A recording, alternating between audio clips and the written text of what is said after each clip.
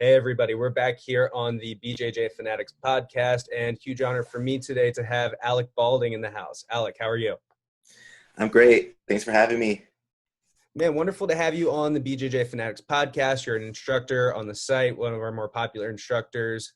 I want to talk to you about a whole range of things. Your product on the site that we have is Keeping the Guard, How to Avoid Getting Your Guard Passed in No Gi by Alec Baulding. First question I want to ask, when it was your turn to film a series, I know you're somebody who teaches a lot. You have a pretty wide range of knowledge. Why did you select this topic? Well, I did research. I wanted a topic that stood out. And so at the time, I don't think too many people had done guard retention.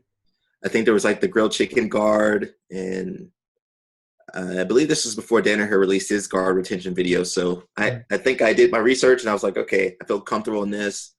And I spent a few months preparing my techniques. And I just thought it was also a good topic. It's not very sexy, but I think it was like the most useful topic for most people as far as like frustration in jiu-jitsu. Yeah, and I want to talk about that because I think it is a really important topic, and I think that you're a really fantastic coach with this subject. I've seen the series. I think it's really, really good. Do you think that these techniques and these tactics are useful just no gi, or do you think these translate over to the gi as well? I use them in the gi as well. I mean, there's, things we have to change with the grips and stuff, but the fundamentals of like how to frame, how to position your body are going to work the same. And that's something I use a lot, training gi and no gi. How much are you training each? Because you're a guy who competes in both, and that's becoming more and more rare. How much do you train gi versus no gi? Uh, Things are kind of weird now, so I Things are just a little whatever. weird now. Let's say in a perfect world, 2019, how are we training it? Pretty split, pretty evenly.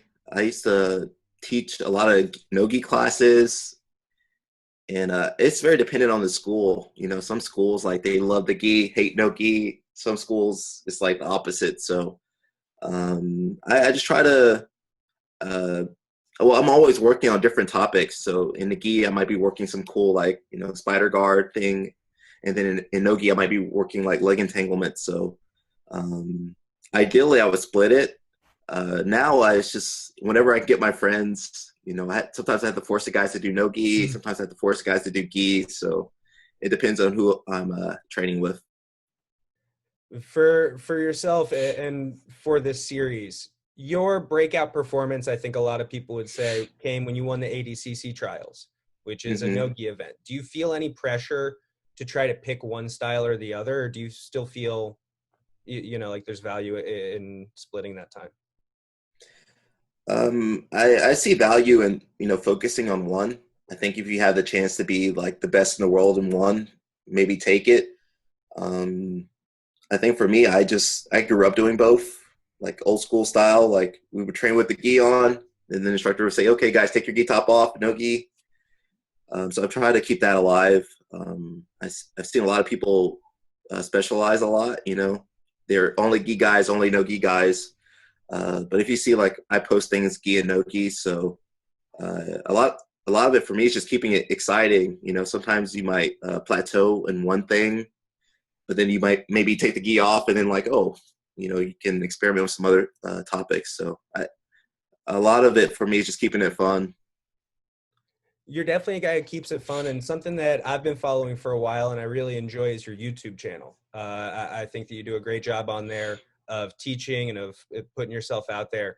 Can you talk to me about what goes into that and kind of what the idea behind that channel is? It's been a passion project. I remember I used to do videos in my car, and if you guys know anything about Atlanta, it gets hot. So I would like to get the good audio. I would like roll up my windows and try to like film a little quick video. So it's kind of What for were the me, it's car been videos? like Because the car videos couldn't have been like techniques. Like what were you? It wasn't like a cross choke like the guy in the like cross, the passenger seat. What were it those? was like just like topics. I think one was like, "Oh, should you wash your belt or not?" Stupid stuff like that. Oh, okay. I hear you. Uh, but a lot of it for me has been like documenting kind of my journey. So I wish I had started it documenting stuff, doing YouTube and Instagram earlier. But I think a lot of guys, you're not very confident in their abilities to teach or to talk about a topic. So for me, it's just been like a snapshot of myself at a certain time. I can snapshot myself before I won a big tournament. I was living, in my parents' house and being broke. And then you can fast forward a few years, like, oh, the quality's gotten better. I got a microphone this time. So it's just a lot of memories for me. I bet. What gave you the confidence to start it initially? Because you said you wish you started it earlier, but what ended up being the catalyst to creating this? A lot of telling me to like promote myself more, push myself more. I think also competing more.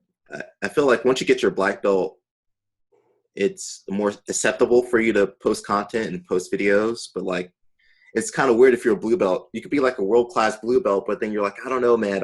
You're not as confident in your abilities to teach, having that credibility. So I think definitely like becoming a black belt and having a few like titles under myself helped me a lot.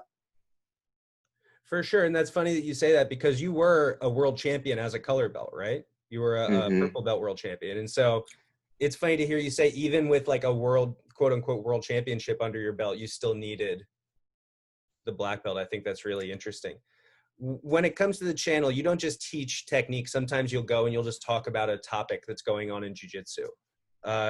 Is that just whatever catches your eye? Is that what's ever hot that day? Like, how do you pick the things that you're going to talk about at any given time?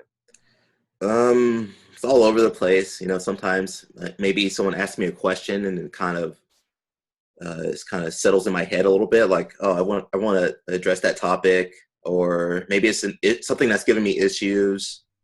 One thing I've been doing more is just having more of my friends showing techniques, so you can actually see me learn the technique. And it's just kind of cool. Like, I don't do things perfectly. There's a video I was doing like a wrestling shot or double leg, and I'm like messing up the whole move. So you can kind of see me like working through technique. So my hope is that it helps people like not feel too what's the word I'm looking about? Like self-conscious. Yeah, self-conscious about themselves. And I've always tried to mix up my content. We talked a little bit about doing gi and no gi, so I think I've hit like a lot of different topics. You have to keep yourself wanting to post consistently. Like, you have to do topics that interest you, and try to bring on different people. And there's some videos where there's one video I did by myself. It was like me doing like how to invert. So I try to also be creative a little bit. I love it. And how has having this channel changed you as a jiu-jitsu athlete and a competitor? Has it had any impact on you when you hit the mats and compete? A lot. I think just filming yourself. This is good feedback for people. Like, the video doesn't lie. So, if you want feedback on your training, how you're doing, like, just film yourself rolling. And so for me, just having the camera on myself all the time, like, I'm very conscious of my movements, how I'm doing techniques. And I think that's kind of carried over in how I'm competing and my training. So I can see like, oh man, I did that move kind of sloppy. I need to really focus on that. So I use the filming to help myself a lot, just competitively. Like, I see, oh, I need to work on that. That was really bad. I hope no one saw that, And so this is you like competitively rolling, not just you teaching. Even me just doing a technique, if I see like, oh, the technique wasn't really good. I recently filmed something, and like, I was rewatching it and I was like, man, that was really bad. I better not ever do that in a match. Like, it was some lasso pass, and I was like, man, don't do that. That has to be like a real ego check moment where you have to really, maybe you felt like it was one way, but you have to kind of check yourself and realize what was really going on in that moment. Mm-hmm. I think that's one thing with posting a lot, like kind of putting yourself out there. So, of course, some people are going to like the technique, some people are going to hate the technique. So it's also good for that, just some humility. Let's say, so, you've given the advice that you think people should record themselves as they roll. Let's say you roll with a guy. How soon are you watching that technique back? Or how soon are you watching the video back to criticize yourself? Depends. Sometimes I'll watch immediately after I was filming. My friend had this grand opening of his school, and so I filmed the technique, and then I also made him film a technique. So we were just sitting there, and I had the camera open, so we are just rewatching his techniques. So it was also a good way because when someone's doing the move on you, I didn't get a chance to really see what was going on, so I could actually, when I sat down to watch the technique, it wasn't to critique him or anything. I just wanted to see what he was doing. So I think the faster you watch it, the better. That makes a lot of sense. And if people wanted to find the channel, how would they do that? Just look me up.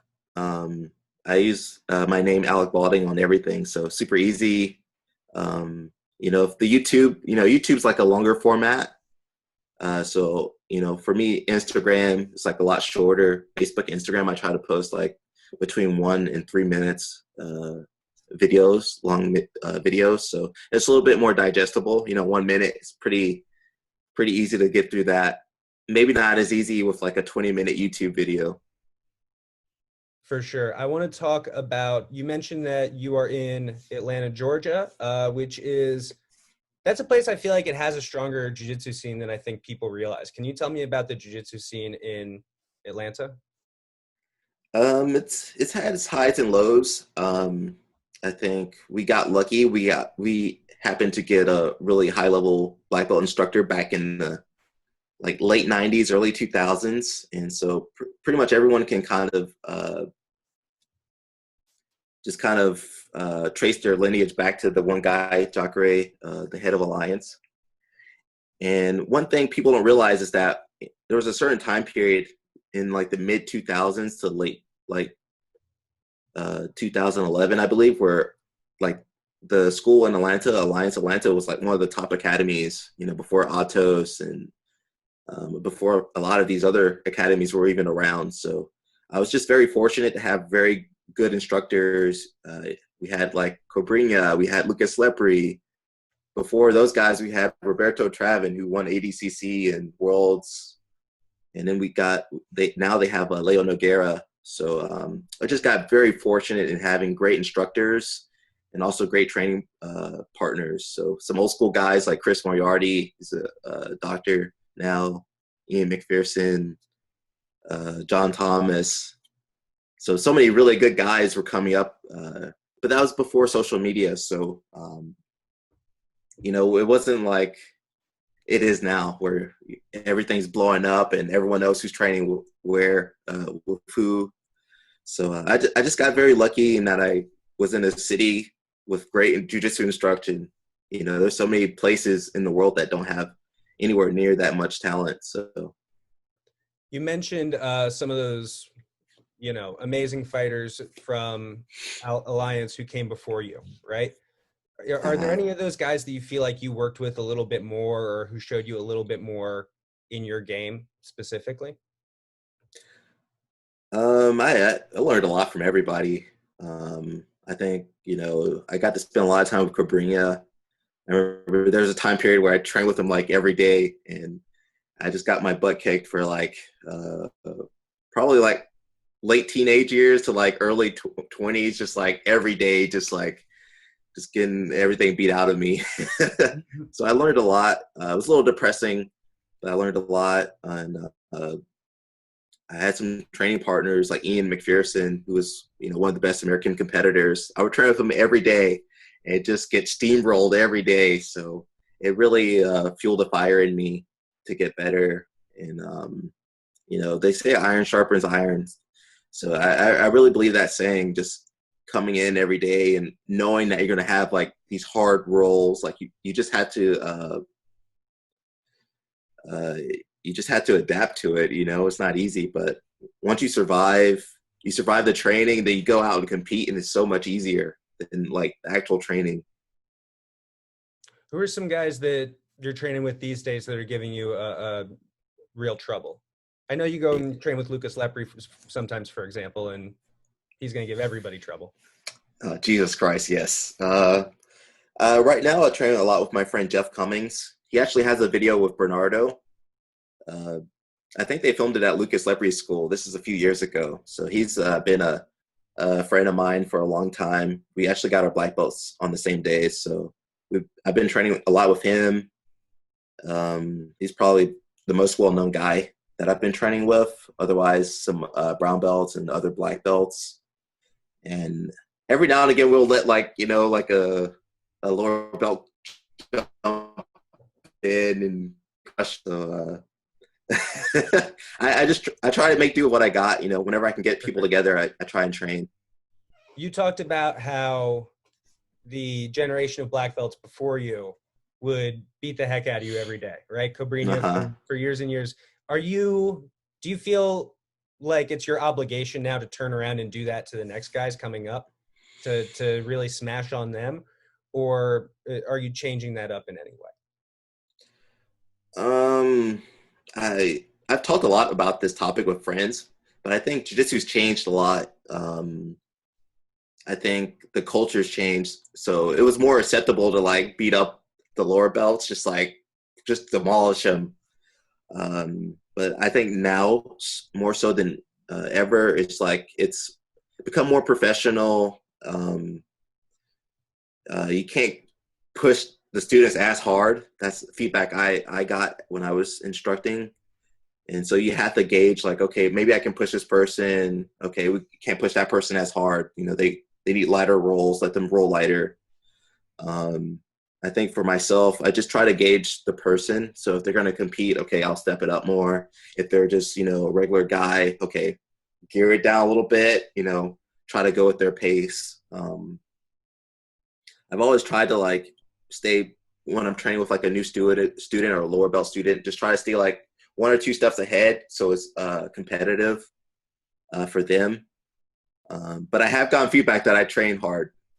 I've trained too hard with people. So I don't know. It's hard to, that kind of goes back to like being an instructor and being a competitor. A competitor is hard to balance, What is the balance? What does that come down to? Does it come down to, time? Does it come down to energy? What's being split there? It's both, your time. So when you're just a competitor solely, you can just focus 100% on your tournaments, your diet, your exercise. But as soon as you start teaching and, becoming a head instructor, that's even more of a balance act, because you have to also put time in other people and their training and their tournaments, their practice. So it's very hard to do both, I think.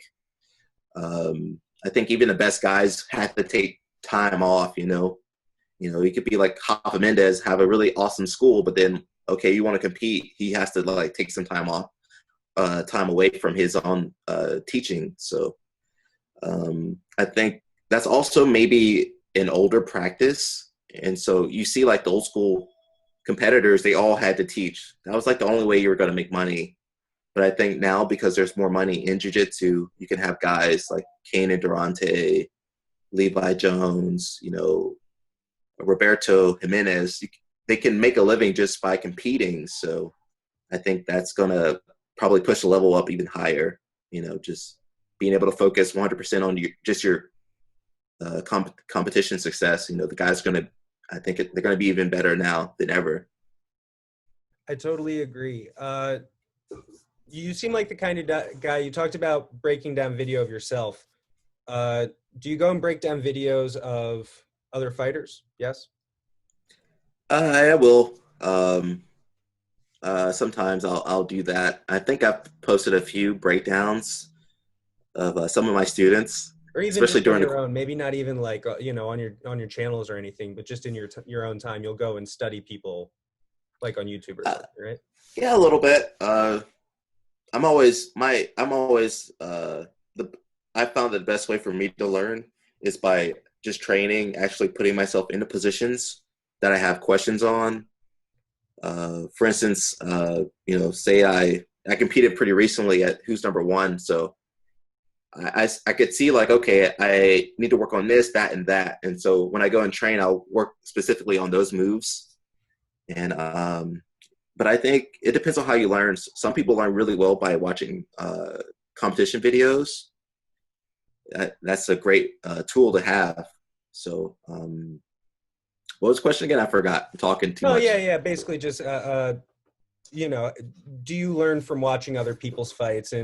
But I want to talk more about your learning style. So you sound like a guy who you like to put yourself there. You like to start experiencing it. Are you going to start with situational sparring where it's like full goes? Or are you going to start flowing through things? You know, when you want to add something to your game or sharpen something in your game, how exactly do you go about it? It's a lot of different factors. So positional sparring helps a lot. I'll put myself in a bad position, and then I don't go 100% at the start. I like to ease into it. So maybe just at this beginning, just use 100% technique. Just how can I technically break this move down? And I'm looking for consistency. I think that's one thing a lot of instructors kind of lack. They might have a good move, but it might not work consistently. Like maybe you have to be like completely fresh and like energized to do the move. But I'm looking for if I can replicate this move and if someone else can replicate it. I think that's a sign of like a great instructor. If I can do a move or figure out a move, and then I can show the move to you, and then it works for you as well. So I'll try to break down the move like as technically as possible, and then I'll slowly start to add resistance. So you know it's going to be different. It's going to be hard when the person's actually fighting you 100%. So I like to ease into that, and just naturally how people train. You know, people slowly start to escalate normally, unless you got some crazy guys that just like just go 100%. So that's kind of the first method I use to add a new move to my game. Otherwise, when I'm training, I'll pick different training partners, and I won't let them know what I'm working on, but I'll try to like put myself in that position, or you know, the position that I had trouble with. I'll try to put myself in that position and work my way out of there in like a live roll.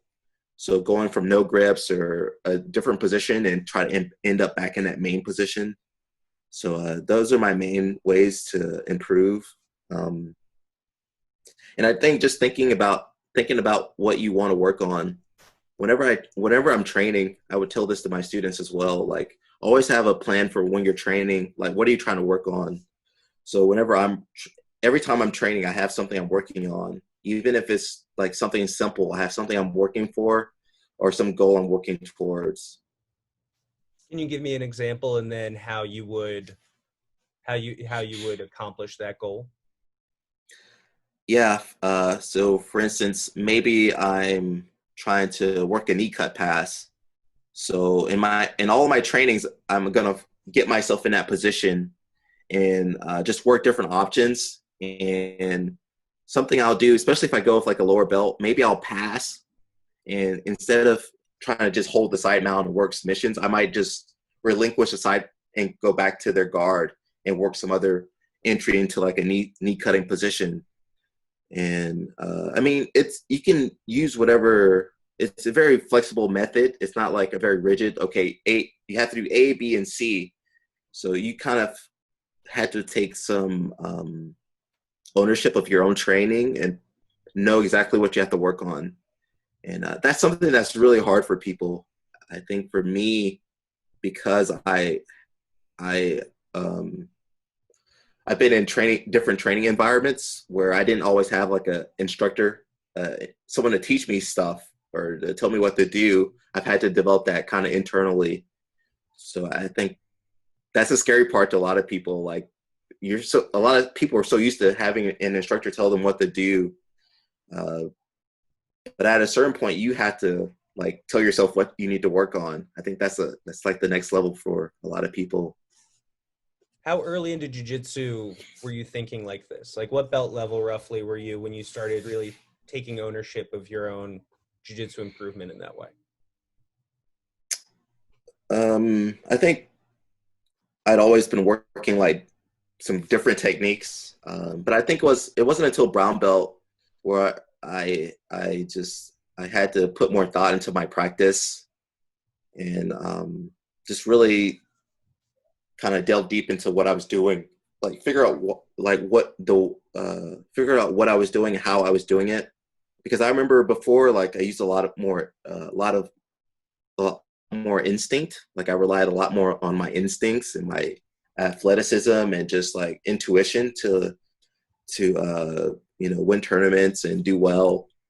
But eventually you get to a certain point or technical point where that's not good enough. And the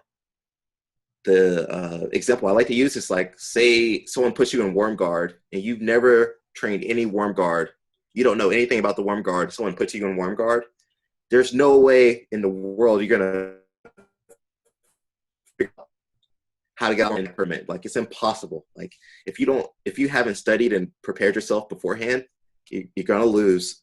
So I remember at brown belt, I got to a point where that was happening more and more. So I had to like really study the positions that my opponents were using.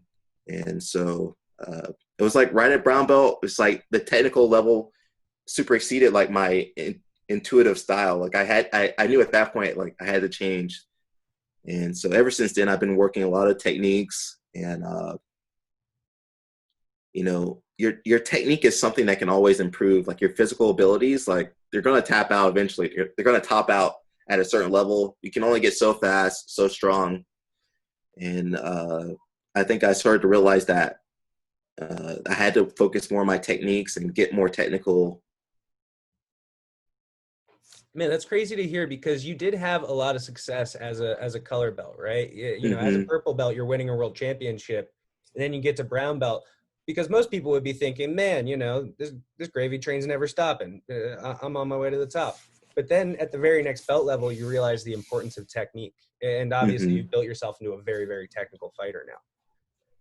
Interesting. That's very interesting. I didn't expect that when I came on here today. And I think a lot of that's too, because you're fighting, guys that have been black belts for so long, like you could fight Lucas Lepre. Like a new black belt could fight Lucas Lepre, who's been a black belt since like 2007. Like your second black belt match against like Michael Lira Jr. Something like that, yeah. Yeah, it was like. But he was like, he was young too at the time. He's still young. But yeah, you're gonna fight people with such a head start over you, so you're not gonna do anything too. Like you can't beat those guys with like crazy movements, and like you have to beat them on a technical level pretty much. Like you out technique those guys. You're not gonna use any attribute. Well, maybe strength. If you're just completely stronger than everybody, maybe. But at black belt, everybody's strong and everybody's tough and quick. So it's like your technique has to kind of make the difference a lot of the times. Man, that's so interesting because I've heard so many people say that when you get your black belt, it's almost like starting over in a way. Is that your experience? Yeah, it does feel like starting over. But it's like your skill level's the same, but like everybody else is just put so much more time and effort into their practice. Going back to Lucas Lepre, like, he's put more time and effort at a higher level than you. So you have to, that's something I think a lot about, like, man, what can I do to like bridge that gap?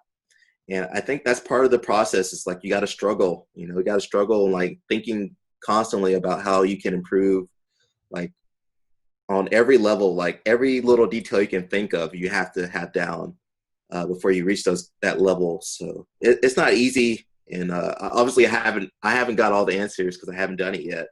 But I believe it's like part of the struggle. You just have to go out there and fight. And that's something that I've been trying to do since I've been doing jiu-jitsu. Like I've always tried to go out there and win or lose, like try to take something from that experience and try to improve. When you go to a tournament, you've won very nice tournaments. ADCC Trials is a top level tournament that you've won. When you go to a tournament and you don't win, what are some things that you walk away from that tournament with now? How do you take the positive from that? I mean, I've lost a lot. Like even this year, I've lost a lot. I just try to I think you just realize that there's so many factors that go into winning. Maybe the guy was just on fire that day. Like, man, he was just like, it was his day. Or maybe, referee was off, or maybe I was off. So I think I realized that some of it's luck. Sometimes winning is just the right day, the right time. And so I don't beat myself up so too much. I remember being a brown belt, and I think I lost the worlds, and I was so like depressed and down and angry. I remember I was just like, my friend Chris had to like talk to me a little bit because he had been in the same position before me, like years before. So it took me a while, but just I had to understand that losing is a part of getting better. And so I just embrace it. I don't try to like make excuses for when I lose, and I just try to learn from it and just move on from it because nobody ever remembers when you lose, really. And then all it takes is like one win. You just need one big win, and that can change your whole life. And so I always try to keep that on my mind. And I also realized that just doing jiu-jitsu is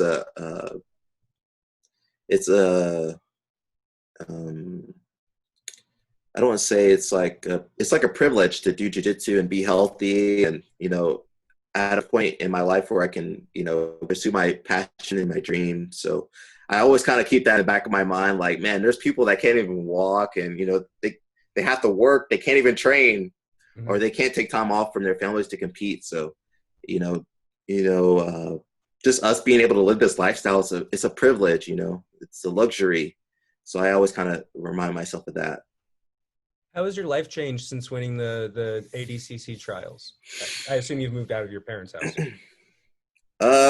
I'm actually staying with my grandma right now, so probably no. Okay, you moved out of the mom's house and into the grandma's house. Yeah. It's just, for me, winning a tournament is just, I mean, it's cool to have the accomplishment, but again, it's like a snapshot. It's a snapshot of all that time and effort and that energy put into training. I think it gave me some just more credibility. It sucks to say, but like people respect those tournament wins. Like, oh, what have you done? Who are you? Oh, that guy, you did this. Okay, I'll actually watch his video now. There are some great instructors that haven't won anything, but I try to take it also as like a business cost. So like for me, like competing is like marketing. I did Who's Number One, and I didn't make any money off of it. But for me, just to go out there, one, to get better at jiu-jitsu, but two, to also market myself to more people, to reach more people and new students and stuff. I think that's also, it's worth the investment. So I think of competing as also an investment. When I go compete, I'm also looking to promote myself that way. So I don't think my life's changed too much since ADCC. Well, winning the trials, I was able to do the ADCC World. So it just opened up more doors. The more tournaments you win, the more the promoters are going to want to put you on for the next event. So that helps as well. And so, the more you compete, man, the more people are going to hear about you. So I think that's just one part of the business. You got to go out there, put yourself out there. More people see you, more eyeballs, the more money you can possibly make through your DVD sales or seminars or whatever else you're doing. So it's part of the business. You just got to do. Man, I totally agree. Alec, you have been really generous with your time. We're going to get out of here in a minute, but before we do, I wanted to kind of open up the platform. Is there anything you would like to discuss before we get out of here? Just crazy times. I just want people to, be careful what you're posting and think about what you're posting. A lot of people are, just having a hard time, being stuck at home or not being able to train. I think that's a big one. A lot of people haven't been able to train for months. So I think just be compassionate to people and what you're posting online, and, Try not to post so much negativity. That's one thing I try to do with my social media. It's just like, man, I really want to educate people on jiu-jitsu and just show people that it's a cool art form, and just very technical but also fun. And so that's been my focus for, especially now during this quarantine period. Just keep putting out good content and keep people like interested in jiu-jitsu. And I think it's easy for people to be divisive. So I just want people to keep enjoying jiu-jitsu, stay safe, healthy. What would you recommend to a jiu-jitsu student who maybe their gym isn't open or they can't go to the gym because of the COVID? What would you say to people who can only learn jiu-jitsu at home? It's tough. Ideally you want to learn with an instructor in a physical location. So I think for, people that want to learn jiu-jitsu and they don't have the means, there's different ways. There's like solo drills, there's grappling dummies, there's different online resources, BJJ Fanatics being a main player. Good plug. Yeah. There's always a way. I think training martial arts takes a lot of discipline. So I think even going outside and going for a walk, it's just a step in the right direction. So don't make excuses. So if you want to learn, there's so many resources out there. So just be smart. You have YouTube, there's techniques on Instagram, there's Reddit. So I think just find whatever works best for you and be consistent. Maybe you don't have a training partner. That's something a lot of people, they want to do all this stuff, but there's no training partner. So you could try like solo drills, get a grappling dummy. I did a video where I just used my gi top as like a training tool. So I think just find some way to stay healthy, stay active. Even if you can't train, you can watch competition video. You can watch tournaments and stuff off Flow Grappling. So whatever you can do, just try and do it. Alec, thank you so much for your time today. Again, your product on BJJ Fanatics is Keeping the Guard, how to avoid getting your guard passed in no gi. I think it's a really awesome series that I think everybody can benefit from. Again, thank you so much for being here. Huge honor for me, Alec. Thank you, Joe. Huge honor, man. Huge honor, guys. Awesome.